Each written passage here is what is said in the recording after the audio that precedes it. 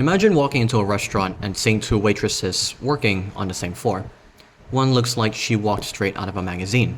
Perfect posture, confident smile, polished, almost effortless.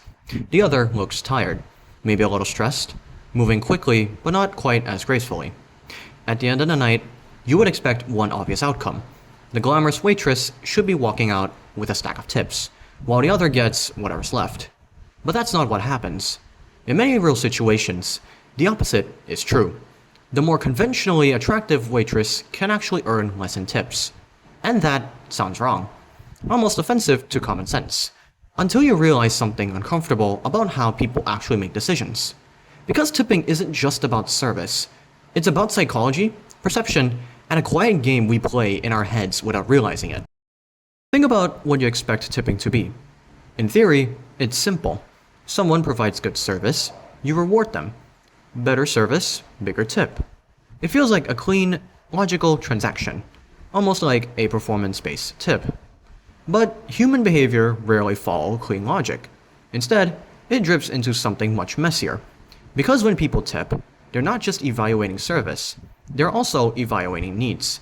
And that one shift, from rewarding value to responding to perceived needs, completely changes the outcome. Now, picture a customer sitting at a table, watching that highly attractive waitress.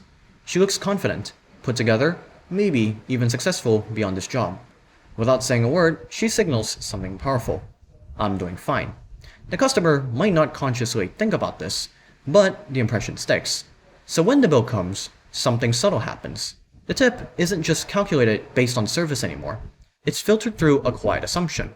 She probably doesn't need it as much. So the customer leaves a smaller tip. Still polite, still socially acceptable, but just a little less generous than they could have been. Now shift to the other waitress. She looks tired. Maybe her uniform isn't perfect. Maybe her energy feels strained.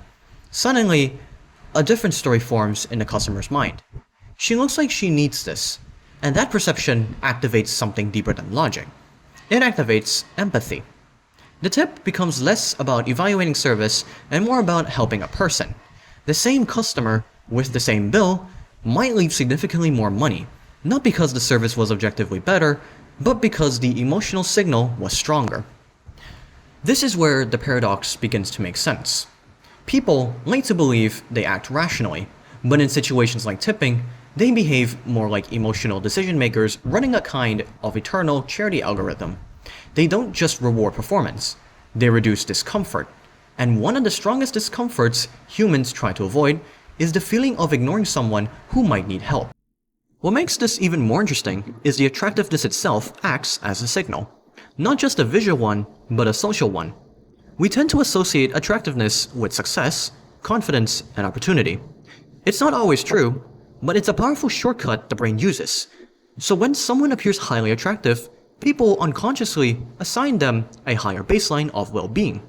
They seem like they're doing already well in life, and when someone appears less polished and more worn down, the opposite assumption kicks in. They seem like they're struggling more.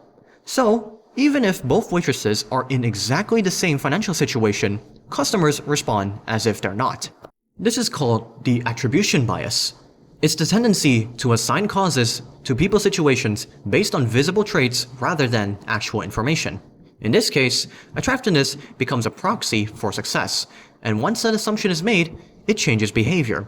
Not because people are trying to be unfair, but because their brains are trying to make quick sense of limited information. There's another layer here that's even more subtle. Tipping isn't just about the relationship between the customer and the waitress. It's also about how the customer sees themselves. When you leave a tip, you're not just giving money. You're making a statement about who you are. Generous, kind, empathetic. And those signals matter more when other people are around. So tipping becomes a form of social signaling. You're not just paying the service, you're performing generosity. Now think about which scenarios create a stronger opportunity for that performance. Helping someone who looks like they need it, or giving extra money to someone who already seems successful. One feels meaningful, the other feels unnecessary. So people lean towards the option that reinforces their identity as a good person, not consciously, but consistently. This is where game theory comes into play. Because even though no one is explicitly coordinating, everyone is participating in the same system of expectations and signals. The customer is trying to balance multiple goals at once. They want to reward service, maintain social norms, feel good about themselves, and avoid guilt. And when those goals conflict, the brain prioritizes the emotional ones. If you simplify the situation into a basic decision model, it looks something like this. The customer has two main choices: tip generously or tip minimally. And they are evaluating two main factors: service quality and perceived needs. In a perfectly rational world, service quality would dominate, but in reality, perceived needs often overrides it. So even if the attractive waitress delivers excellent service, the lower perceived need reduces the incentive to tip generously. Meanwhile, even if the other waitress provides average service, the higher perceived needs boost the tip. It's not that people don't care about service. It's that service is only one part of the equation. And when emotional signals are strong, they can outweigh objective performance. What's fascinating is that this pattern doesn't stop at restaurants. It shows up in other areas of life, where people make decisions about who to support, hire, or invest in. In job interviews, for example, highly polished candidates can sometimes be perceived as less in need of the opportunity. They seem like they have options. Meanwhile, more modest candidates can trigger a sense of rooting interest. Decision makers might not admit this, but they feel more inclined to give the opportunity to someone who makes or appears to need it more. The same dynamic can appear in financial decisions. When evaluating loan applications, people don't just look at numbers, they look at stories. A polished, confident applicant might seem like a safe bet, but also like someone who already has access to resources. A more modest applicant might trigger a different response, one that blends evaluation with empathy. Again, it's not purely rational, it's human. Even in the world of content creation, you can see echoes of this effect. Highly polished creators with perfect production and curated lifestyles often struggle to generate the same level of direct support as more relatable creators. The latter feels closer, more human, more need of support. Some audiences engage more, donate more, and feel more connected. It's the same underlying mechanism playing out in a different environment.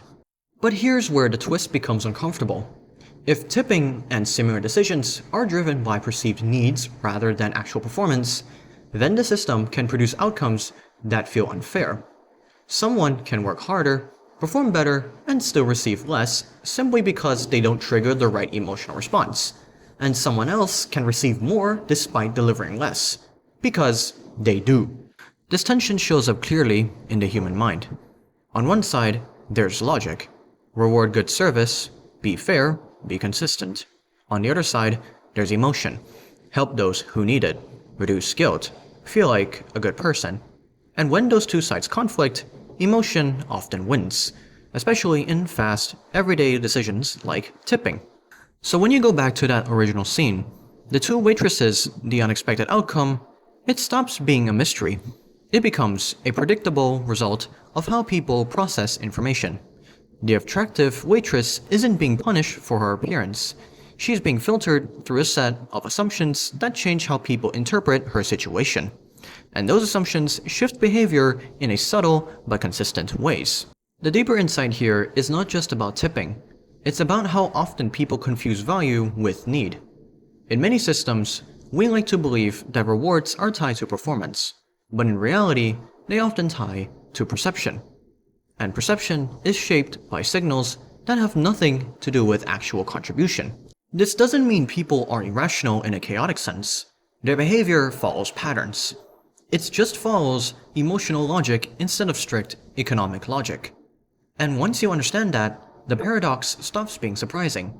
It becomes almost inevitable. So the next time you find yourself making a decision that seems straightforward, whether it's tipping, supporting someone, or choosing between two options, it's worth asking a simple question.